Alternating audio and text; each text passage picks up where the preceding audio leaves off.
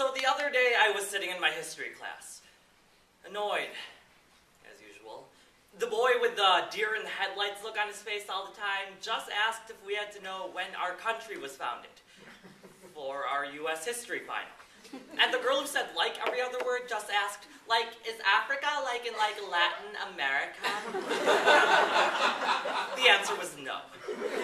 As I sat there, wondering how my teacher could possibly handle this ignorance on a daily basis, I remembered that questions inherently are meant to help us learn more. Yet for some reason, from the topics we cover in class to the complex issues plaguing our modern age, our society is limiting our educational growth because we don't ask enough questions.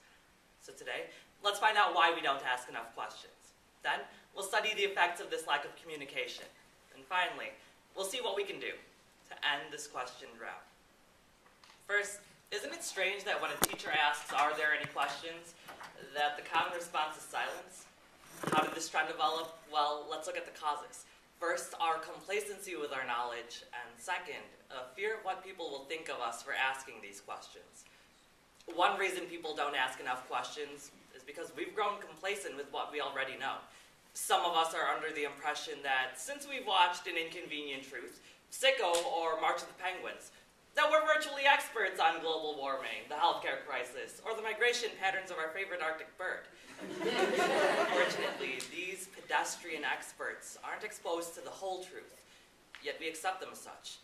Just look at Michael Moore's documentary Fahrenheit 9/11, which was criticized by Willamette University's Ken Nally for placing more emphasis on rhetorical appeal rather than factual evidence.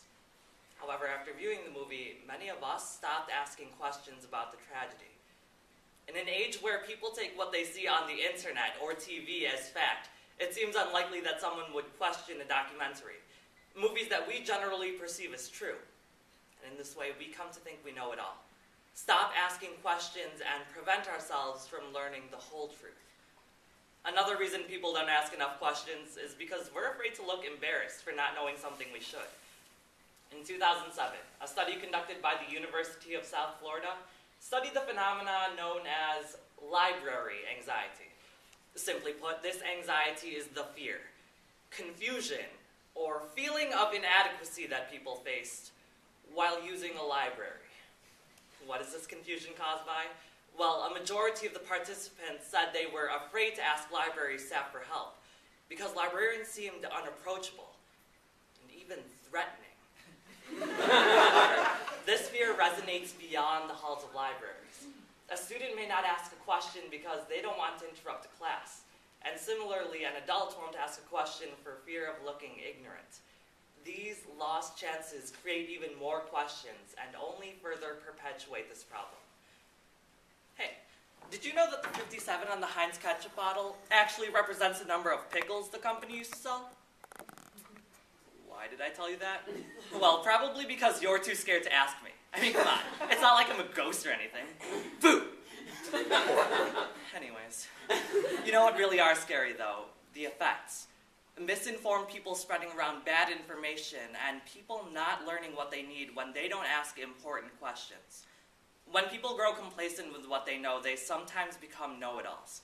Marilyn Pincus, in her book Everyday Business Etiquette, describes know-it-alls as people who are prone to patronizing those around them, while using their knowledge as a weapon, rather than a tool to help educate others. What they do know, however, may be, and oftentimes is, insubstantial, misleading, or one-sided. The spreading of this false information creates a growing foundation of ignorance. And once the truth is learned and this foundation falls through, many people are left confused and grappling for the truth.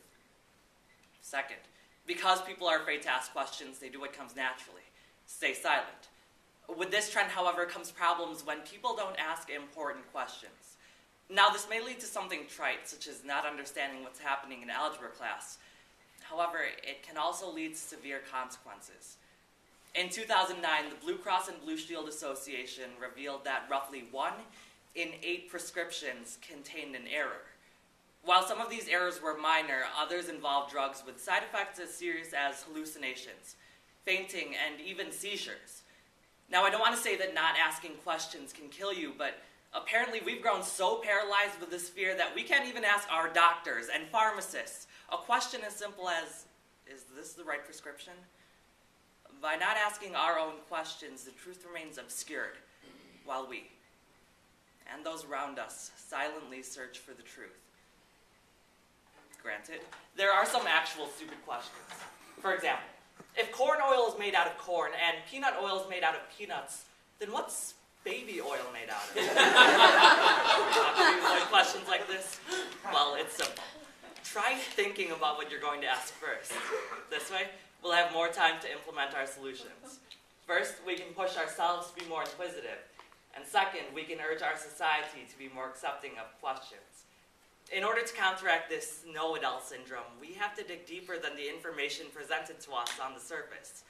The May 2009 Self magazine article, entitled Pique Your Curiosity. You should try to ask more questions. By asking questions that require more than a simple yes or no response, we learn more about the world around us and open ourselves up to the possibility of growth and change. So try making learning fun again. By reading a book on a topic you want to learn about, challenging yourself to think about both sides of an issue, or even just by watching a round of informative in your off rounds, you can help push yourself to continue to learn. Second, we need to help create a society that is open to questions, a society in which people are comfortable and excited to learn. To start, Charles White, in his 2008 book, Virtues of Ignorance, suggests that teachers shouldn't just teach kids how to learn one period on a school day, but rather how to learn continuously throughout their lifetimes. A great example is teacher William Leonard, who in February 2008 published the book Teenagers. What are they asking? Their top 20 questions and the answers to them. In it, Leonard answered questions like the top 3. Number 1, why is the sky blue? Number 2, how did the dinosaurs die out? And number 3, can you get a girl pregnant while standing up? While these questions were asked indirectly, through pieces of paper rather than verbally.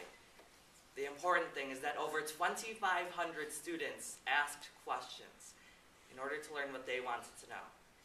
We must join Leonard to create a society in which people are able and unafraid to ask their questions, not just on pieces of paper, but aloud.